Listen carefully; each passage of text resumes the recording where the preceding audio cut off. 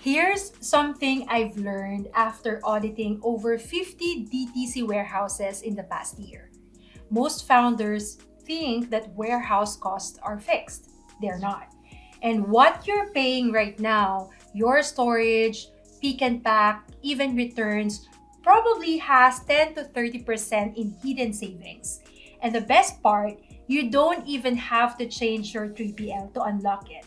In this video, I'll walk you through the exact 5 projects we use at Move Supply Chain to help brands recover cash trapped inside their warehouse operations. And by the end, you'll know how to measure utilization, negotiate smarter, and turn what used to be a cost center into a margin multiplier. Let's start with reality check. Your 3PL invoice is not just a list of fees, it's a mirror of your operational inefficiencies. You're probably paying for packaging that inflates your shipping cost, and you're probably missing credits from returns that your vendor should refund. But because most DTC teams don't have a warehouse KPA dashboard, they just treat the total invoice as the cost of doing business. And in reality, warehousing isn't fixed cost. It's an optimization project waiting to happen. So let's start with the biggest money leak, storage. Every pallet space you rent should work as hard as your best employee. The formula, you can calculate your warehouse utilization using the simple logic of utilization percent is equal to total cartons stored divided by pallets times max cartons per pallet. Here's an example from one of our audits. A brand had 200 pallets baseline, each capable of 60 cartons. But on the average, they were only 70% full. That's 8,000 cartons worth of empty space they were paying for.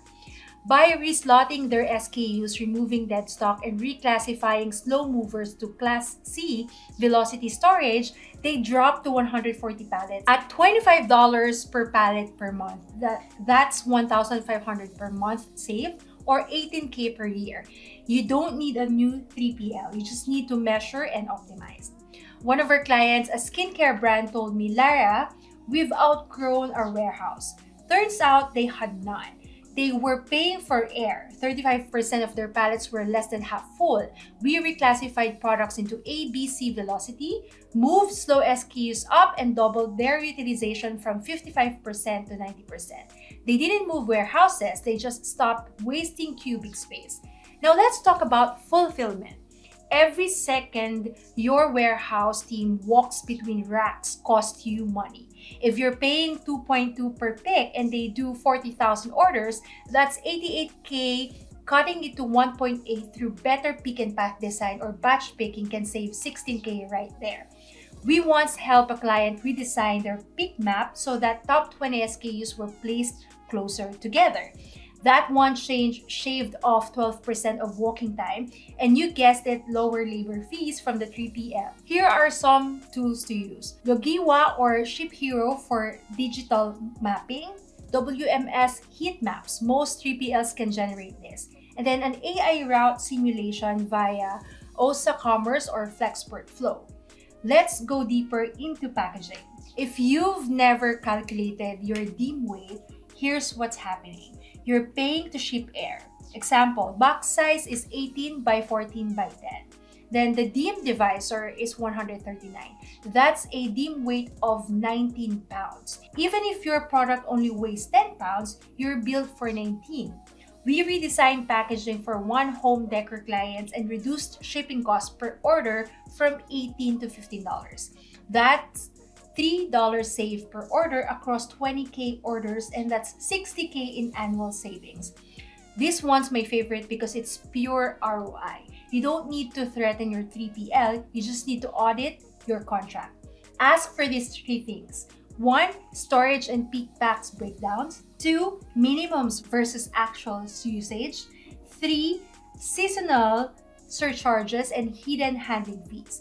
We had one client being charged for manual handling on automated pallets.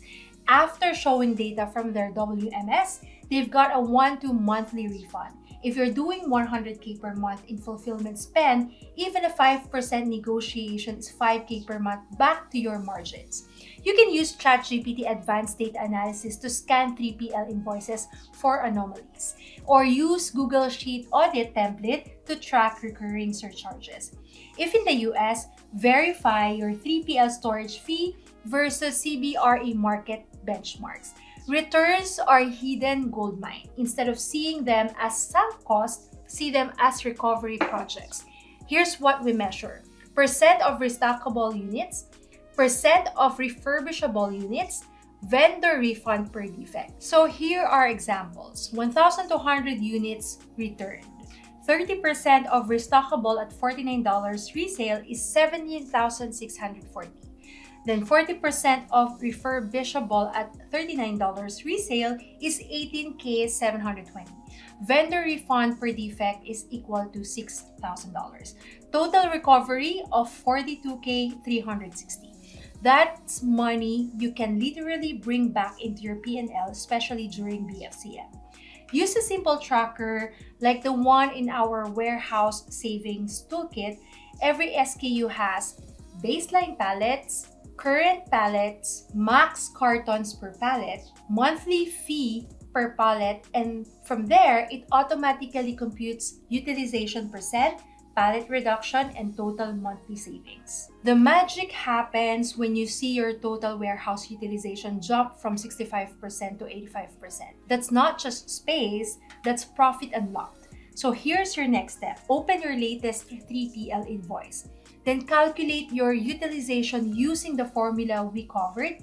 Then find the empty air you're paying for.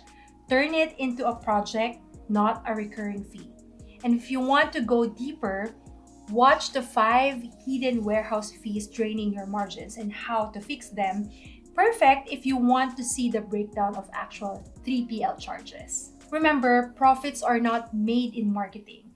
They're protected in operations. I'm Lara from Move Supply Chain, and if this helped you, subscribe for more content that helps you scale smarter, not harder.